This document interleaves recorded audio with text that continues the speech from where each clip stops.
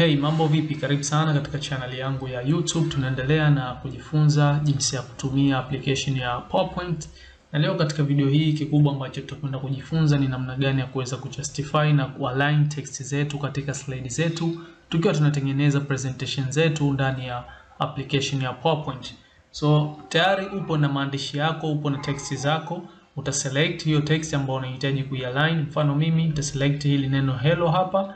Kama unavyoona limejichora box langu hapa.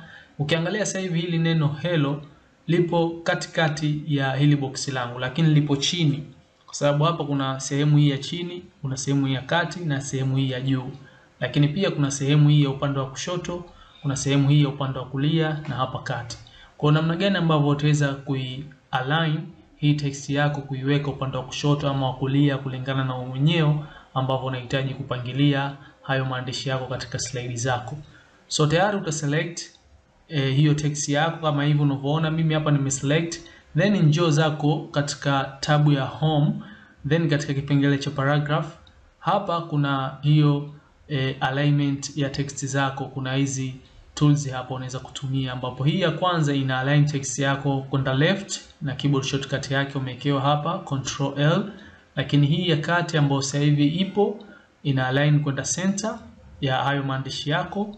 Kwa hiyo content yako yatakuwa center na keyboard shortcut kama unavyoiona, na hii ni ina align kwenda right. So kwa sasa hapa maandishi yetu haya ambayo tumeyaselect ambayo ni hii neno hello lime aligned kuwekwa center katika slide yangu katika hili boxi la hii text yangu. Kwa hiyo hapa nina uwezo wa kuiclick hapa katika align left na ikapelekwa left kama unavyoona. Bado ipo chini ya hili box letu lakini imesogezwa upande wa kushoto, na pia kuna hii align right ikasogezwa upande wa kulia.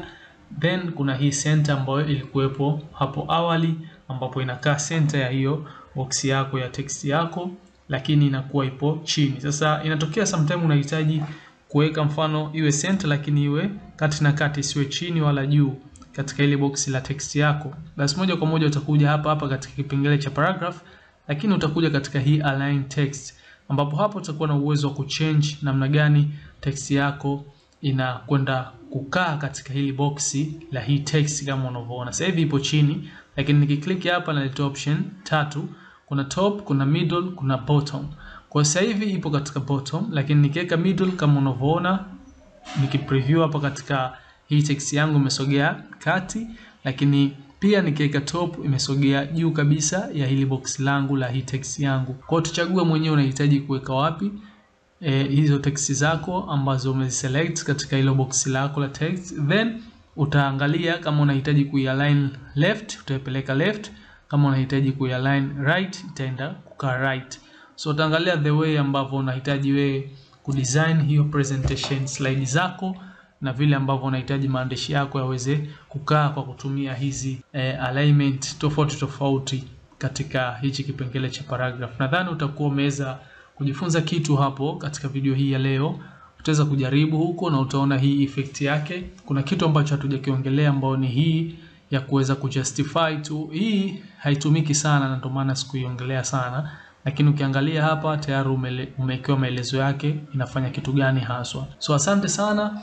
Tukutane katika video ambayo itafuata. Kama una maswali yoyote, una maoni yoyote, utaweka katika sehemu ya comment. Tukutane katika video ambayo itafuata, tutakuja kujifunza kitu kingine. Subscribe channel yangu ya YouTube kama bado hujasubscribe, na share hii video kwa wengine ili wapate nao kuja kujifunza pamoja na sisi.